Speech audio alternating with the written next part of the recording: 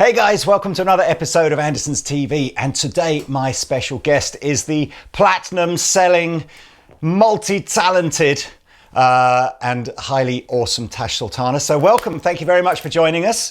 Thank you. I love the backdrop you've got there. Tell me about that.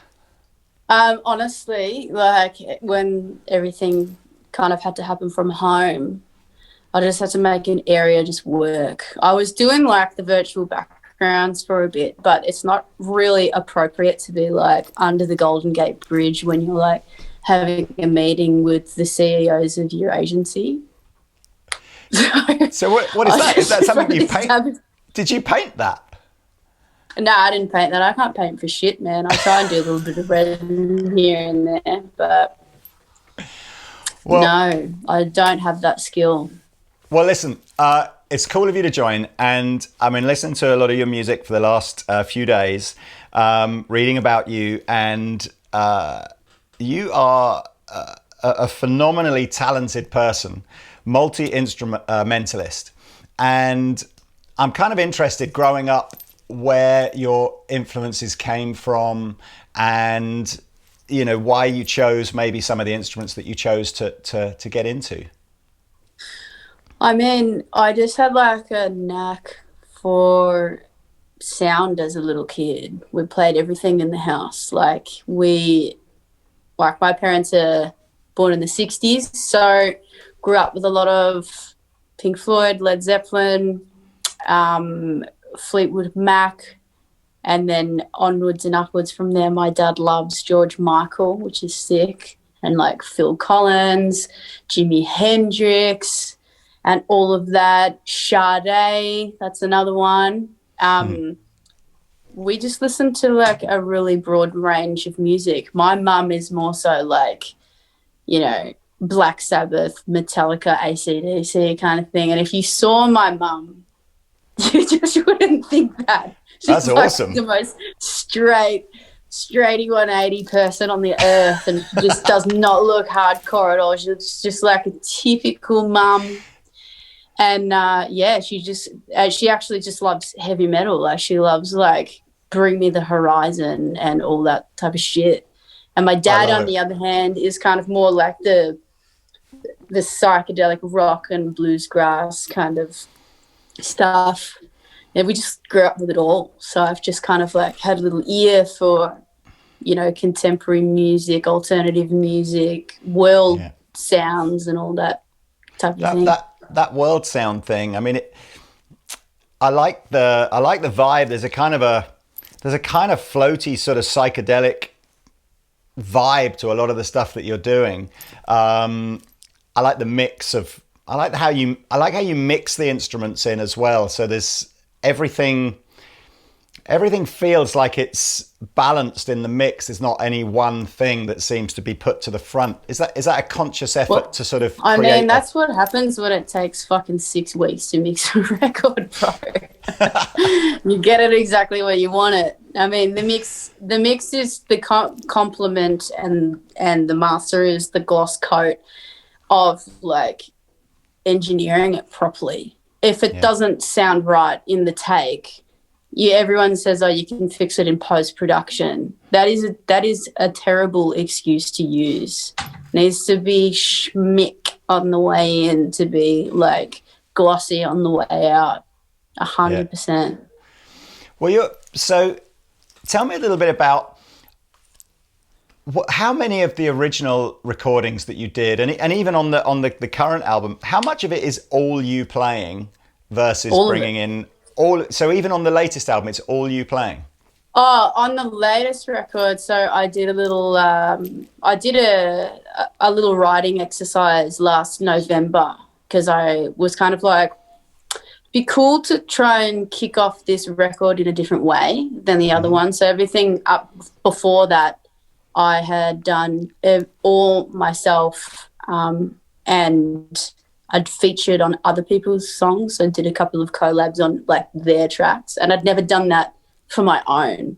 So I thought this would be cool to kick it off, like kick open the floodgates and see where our mind goes. So I had Matt Corby and Dan Hume come down a year ago just for 10 days. We didn't plan on actually like getting anything to use. We just wanted to get the momentum going. And I had a bunch of songs. And I thought, this is probably a good opportunity to just bring them out. So we ended up recording 4 tracks, and all 4 of them got used on the record. So, I mean, they're different those beginning days, like in Pretty Lady, Matt drummed on it originally, but then I redid the percussion, led down the line, but the bass is him. And like Crop Circles, the guitar is me, and I redid the keys, but he did the drums and the bass. And then Beyond the Pine was initially some of Matt's chord progressions on a piano, but I actually redid the entire song in the end and changed the key and changed the tempo and changed the second verse like so many times. So what ended up on the record is predominantly me, but the beginning stages of getting it there was the bones of other people. And then there's 2 other tracks that feature other people on them as well. Josh plays acoustic guitar in one of the tracks, and Jerome did some sampling and all that in the Willow Tree track. So it's been cool. It does. It kind of reminds me of, I can't remember which album it was, but there was some of the Lenny Kravitz stuff that I was listening to probably back in the 90s, I guess, where he was playing all the instruments on those tracks as well. And it brings a certain vibe to the track, I think, or to the album. And some of those songs, I mean, the drumming on Pretty Lady, I think is wicked. So it always blows me away when one person's got the ability to just put all that down. What process do you follow? Do you put like a guide guitar and vocal line down and then add everything else into it? Or do you start with the percussion and build up from there? I never start with percussion. I just never do. It's always just like a bass line or like something on the keys. Might be singing something vocally, and then I got to work, like kind of transcribe that across to instruments and work that out. But yeah, I mean, I'm all for the collab after these little bits and pieces. Yeah. I've had people hitting me up saying, let's do a track together. I've had people hitting me up saying, can you please produce my record and all that type of thing, which is what I'm really aiming to get to. Like, I'll never stop being an artist or touring when we're allowed, and playing shows and shit. But ultimately, I want to be writing other people's tracks. I think it's sick. I loved it. I loved it so much. It just like literally turned all the cogs in my brain a different way. But I think if you set a benchmark for yourself, like I kind of apply this attitude to my life is, if somebody else can do it, you can do it. We're all human. Like, we can all do it. It's just about if you invest in the time. Like, I jam every day, all day, but I cannot fucking put my towel on the rack. Like, it's just what you put your mind to. And my partner's just like, for fuck's sake, just put the fucking shit in the washing machine. But I'm just too busy jamming. So, like, you know, some people are really good at keeping, like, the domestic cogs turning. I just keep the musical cogs turning. And, yeah, I mean, fuck, man, anyone can play an instrument. We're all born, I believe, as a blank canvas, and we're pointed in whatever direction our parents point us in. But then you've got your own spirit, which follows where you want to go, and your parents either kill that or they allow it. And my parents allowed that to the fucking nth degree and encouraged it, supported it. That's what I did. I fucking gigged hardcore and fuck school. Yeah. I learned fuck all from school. It's my brother has lived in Australia for about 15 years. He's been bringing up a family out there, and he's got a very different attitude, I think, towards school to perhaps what we have over here.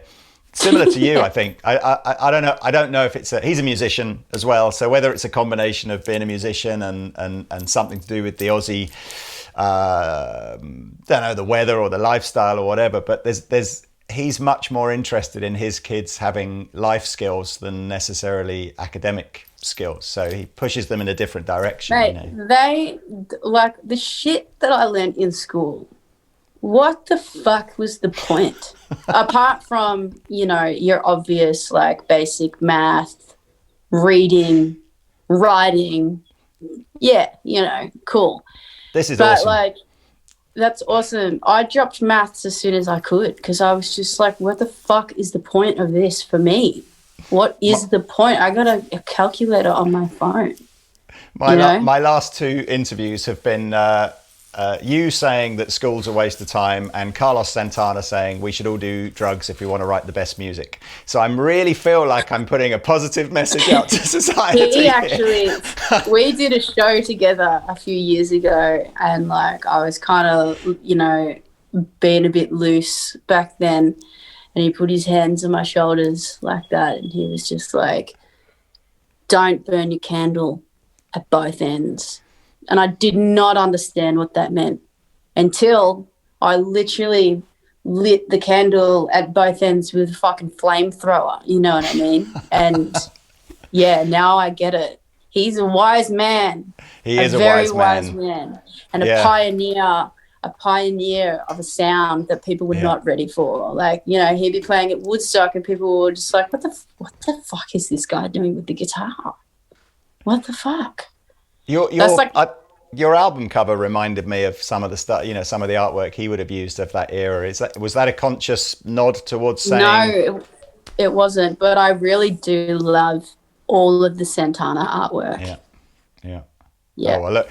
Okay, so we're going to talk about gear now because I know we're a little bit pressed for time here. So let's talk about gear. Congratulations on this. This is pretty cool. Thank you. So tell me about, I mean, if we talked about all the musical instruments you've got, we would be here for a week. So let's stick to guitars and pedals and amps and stuff. What is your go-to guitar setup? Depends how lazy I'm feeling or not. So if I just want to have a little jam, I might just go straight into like a Blues Junior and just dial up a nice clean tone. But if I'm doing like, you know, looping and stuff like that, I actually don't use any physical amps. It's all digital processing. So I send my guitar to two separate Kempers and have different tones dialed in on those. And that's kind of what I launch to if I'm going to do a solo. So I'll engage my distortion pedal and like whatever other effects chains I've got mapped on my MIDI board, which I use an Axe effects for. And I'll send the signal over to Kemper so that it doesn't interrupt with the Axe effects. But yeah, I predominantly, you know, I play with a very clean tone if I want to be laying down the rhythm stuff. And then if I'm going to rip a solo, it's very, you know, tubey, distorted, compressed. It's, you know, I always have the wah going to kind of just like cut off a little bit of like the HF and just get it like in a little tube. Yeah. But I just like having that multiple stereo panning ability so that it's just like this big fucking soundscapey shit in my head. Where's it? The tracks on the new album, and I can see the progression in terms of the sound that you're getting. It almost sounds like a sort of Roland jazz chorusy kind of vibe, or is it just a Fender tube, like clean tube amp with a chorus on it? It's a Brigade chorus that I've actually used on some of it. It's a UAD plugin actually, and I've done a lot of guitar doubling and stuff. So usually if I'm going to track guitar, I'll track 3 different stereo, like I'll multi-track it in 3 different stereo channels. And then I'll just kind of like pick the amp that I want or like blend the multiple or have moments and stuff like that. Yeah. It's almost got a, it's almost like when you hear some of that sort of traditional African music where they play the guitar and it's the electric guitar and it's very, very clean with a bit of chorus on it. I was trying to wonder, do you have an artist that you can think of that, you know, their sound is like the best guitar sound or your favorite guitar sound or something, or are you just trying to move towards something that fits? I I don't even know the names of people's guitar sounds that I like, because I feel like it's a very new age Instagram kind of thing where you're finding all these amazing guitarists doing these riffs for 15, 30 seconds, 1 minute on your Explore page and all of that. Yeah. I think there's like a big fashion at the moment with like playing a Strat on like the humbucker or the bridge pickup with a doubling and like a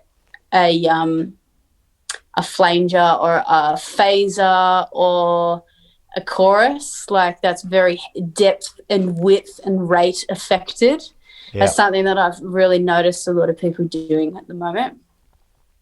Yeah, let's go back to the guitar, because I know, you know, Fender have very graciously hooked us up to do this interview. What was the first Strat you ever had? I had a little black Squire that my father bought me for my 8th birthday. Oh, that's cool. And did you have a lot of Strats to draw on inspiration for this, or is this just like a dream guitar? They just accumulated a little bit ago. I kind of like got pretty hooked into like the Jazz Master and the Tele world for a bit. I appreciate all different types of guitars, but the Strat kind of came a little bit later when the tone that I was searching for this screech. And I could get like the roll off and the warmth and the twang from the Tele, but I just kind of needed this like protruding, wailing, screaming fucking sound. And it was within the Strat that I found that. It's a great, it's probably my favorite of all guitars. It's tough to find anything that you can't really do on a Strat, isn't it? What about things like the neck profile and choice of pickups and stuff, and even down to the color? What was the thought process going into that? So the neck radius is kind of the stock standard for the American Pro Series. I've kind of changed a few of my neck radiuses to like a little bit thinner and flatter as you go down. But something always brings me back to that Pro Series Strat. Mm-hmm. It's not too thin. Like, it's also the fretting on it is also not too shallow either. So I noticed that with some of my other guitars where I've had the frets shaved down. I play with my eyes closed a lot, and then sometimes when I'm traveling down the fretboard, I'm like, where the fuck am I? Like, I might as well be playing a fucking fretless guitar. And that was something that I didn't want to do with this guitar. I thought it's nice to have that really good distinction of your progression and chord changes with the fretting. So yeah, that was kind of the idea with the neck and the frets. As for the color, we had a few different prototypes before that. We had this guitar that was quite brown. It was rosewood neck and it was walnutty, and then we had an issue because obviously with the rosewood now, you can't manufacture guitars like that. So we had to have a little bit of change of direction there out of respect. But I thought, what don't I have in my kit? And it was red. I don't have red. What do I look at when I walk into a music store? And I always notice things that are red. And I thought, well, I think it's going to have to be cherry red. So we mocked it up, did the cherry red, originally tortoiseshell pickguard. Something was sucking the energy away from the guitar with the tortoiseshell. So I changed it to pearl. We've got the aged tone knobs, aged pickups, gold hardware, and then I looked at it with the maple neck, and I was just like, that's it. That's the one. The matching headstock is a cool final touch as well. Yeah. It's a beautiful. And of course, the matching headstock. Yeah, it is an absolute beauty of a guitar. I love the little sort of, I don't know, almost like a Day of the Dead kind of thing on the back here. Embossment. Say again?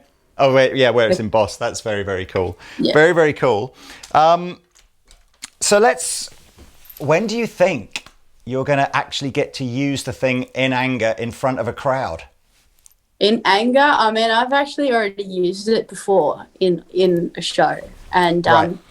Fender brought the prototype to my show last year at the Enmore in Sydney, and that was the first time I'd seen it physically in the flesh. So the type of person that I am and always have been is if I've got something new, I've got to use it straight away. I used to be like that with shoes. I'd like literally put them on in the store and pay for them on my feet just so that I could wear them. So like that's kind of what I did with that guitar. And like no one fucking knew that it was mine apart from me and all my crew and shit. And now I'm seeing it in your hands.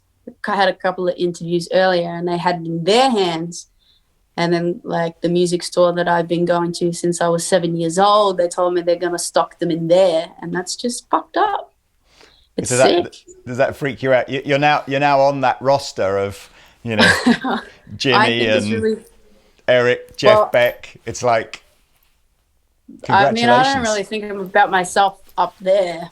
Maybe when I'm dead, people might think of me in that way. But I don't think about it like that. I just think it's sick. Like, I can't believe I got my own signature line coming out because really, in like underneath it all, I'm just some street pleb from Melbourne trying to get a few dollars to buy some pho from the Vietnamese restaurant.